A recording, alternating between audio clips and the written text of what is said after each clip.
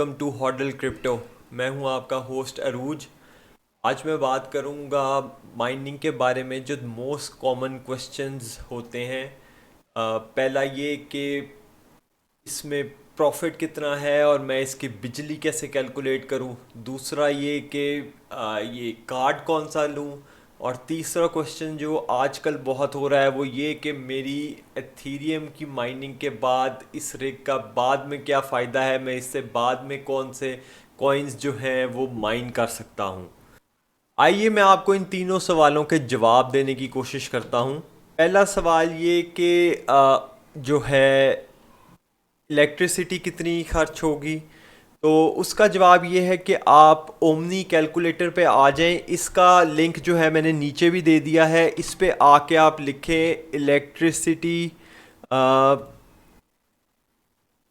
Electricity cost calculator everyday life, ये वाला लिखें आप और इसमें आप चले जाइए।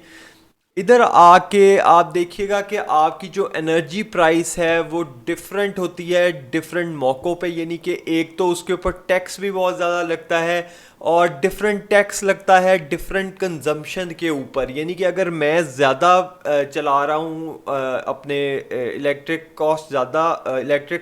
इलेक्ट्रिसिटी ज़्यादा चला रहा हूँ तो इलेक्ट्रिक कॉस्ट भी मुझे ज़्यादा आएगी। तो मैंने देखा है कि इसके अंदर जो है वेरी करती है 18 रुपीज़ से 28 रुपीज़ तक इसकी इलेक्ट्रिसिटी कॉस्ट जो है वेरी करती है। यानी कि जिस जगह पे इलेक्ट्रिसिटी चल ही ना रही हो उधर तकरीबन 18 रुपीज़ आती है। तो अगर हम देखें और कि पावर कंजम्पशन जो है, अगर हम फॉर एग्जांपल 500 वाट जो है उसका अंदाज़ा लगाते हैं कि हमारी रिग तकरीबन 500 वाट कंज्यूम कर रही है। तो अगर जैसे कि मेरे घर में 26 रुपीज़ जो है पर यूनिट प्राइस का बिल आता है, तो 26 को इधर आप आवर्स में लिखेंगे 24 और आपका खुद ही आ जाएगा 9,496 रुपये।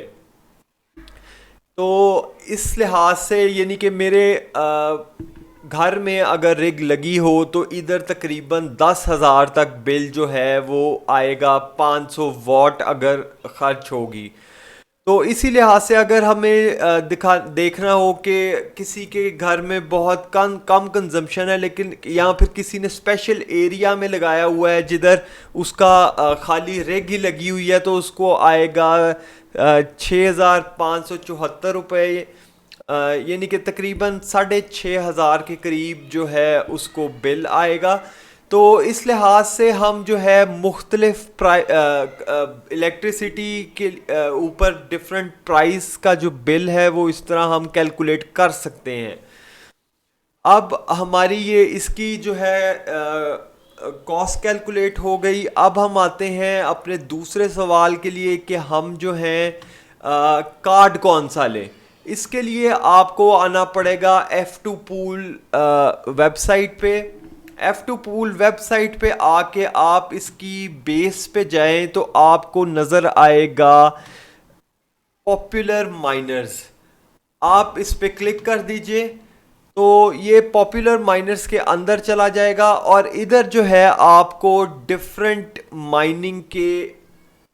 माइनिंग मशीन्स जो हैं वो नज़र आएंगी जिसके अंदर एसिक माइनर्स भी होंगे। हमें जो चाहिए, हमें सिर्फ जीपीयू माइनर चाहिए कार्ड के लिहाज से। तो इसके ऊपर तमाम जीपीयू माइनर्स कार्ड के लिहाज से इस तरह आ गए हैं, हमने ये चूज़ किया है।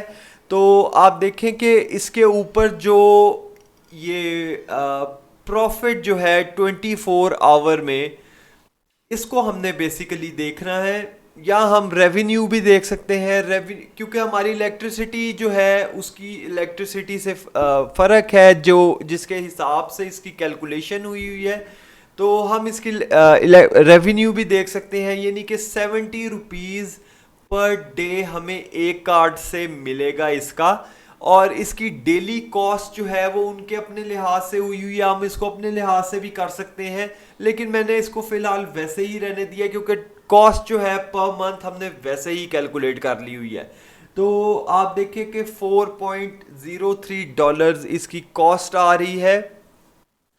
तो इस लिहाज से हमें जो है डिफरेंट कार्ड्स की जो है कॉस्ट जो है उसका रेवेन्यू भी मिल रहा है और उसकी इलेक्ट्रिसिटी भी कॉस्ट भी सामने आ रही है। ये आप देखें RTX 3090 की जो कॉस्ट है इलेक्ट्रिसिटी कॉस्ट वो काफ़ी ज़्यादा है। ये कार्ड काफ़ी बिजली भी खाता है और इसके अंदर जो है इसकी ज़रा प्रोटेक्शन के लिए भी आपको करना पड़ता है कि पीछे अच्छी क्वालिटी इसकी तार लगानी पड़ती है, क्योंकि ये आपकी बहुत ज़्यादा जो है पैसे इसके ऊपर इन्वेस्ट हुए होते हैं।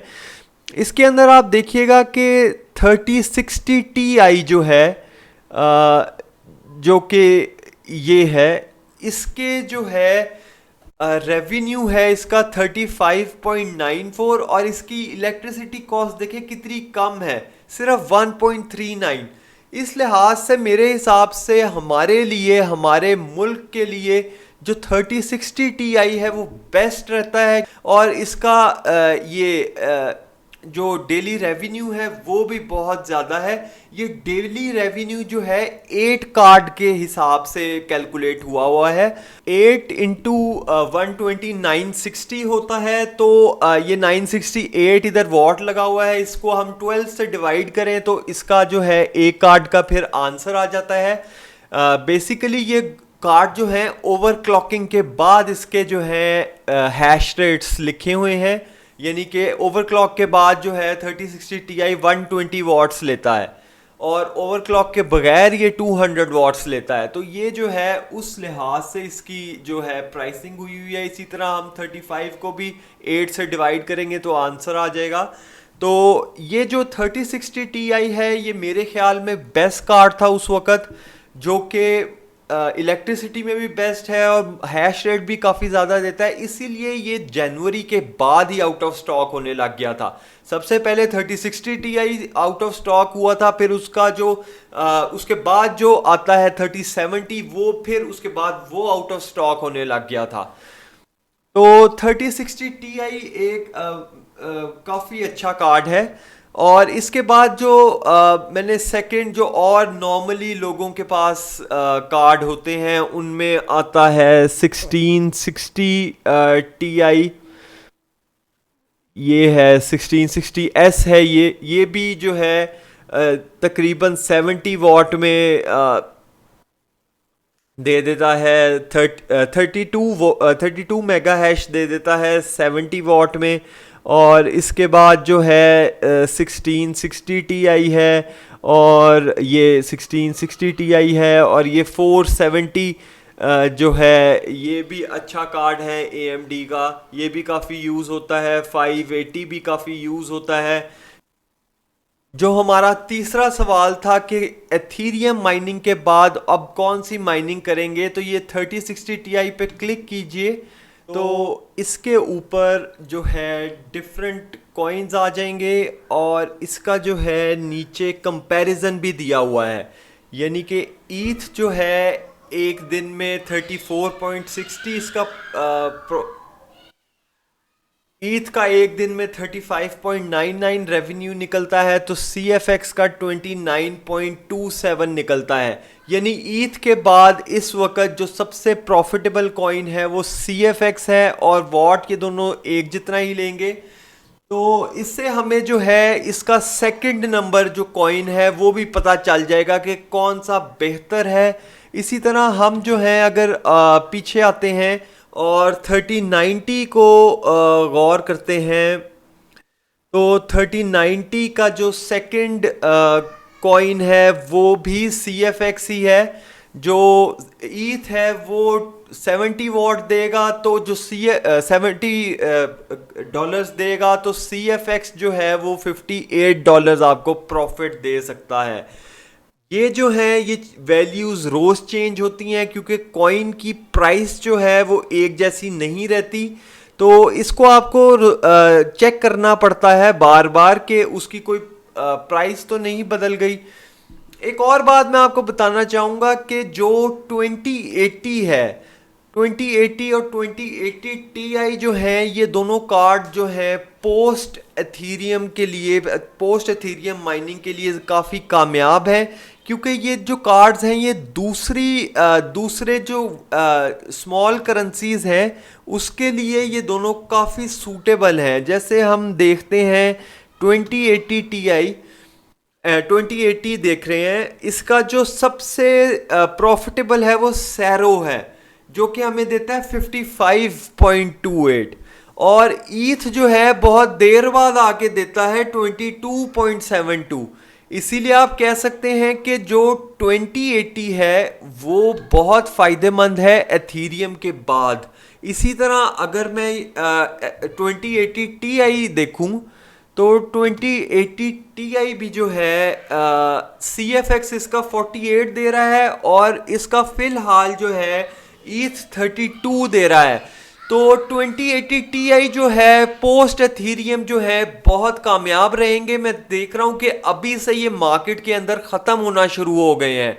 तो जो लोग हैं वो भी बहुत चालाक हैं, उन्हें भी इस बात का पता चल जाता है कि जो एथीरियम के बाद कॉइन्स ज़्यादा चलेंगे वो 2080 और 2080 Ti फिलहाल हैं। तो आप अगर एथीरियम के बाद अब इस वक्त जो है आपको चाहिए कि इन दोनों कार्ड्स में से कोई एक परचेज कर लें।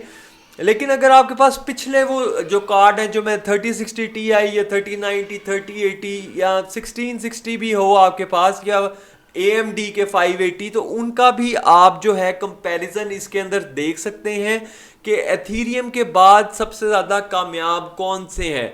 लेकिन अगर आप गौर करें तो एथीरियम से अभी भी ज़्यादा प्रॉफिट ये 2080 दे रहा है, और 2080 Ti ये फिलहाल भी एथीरियम से ज़्यादा प्रॉफिटेबल है।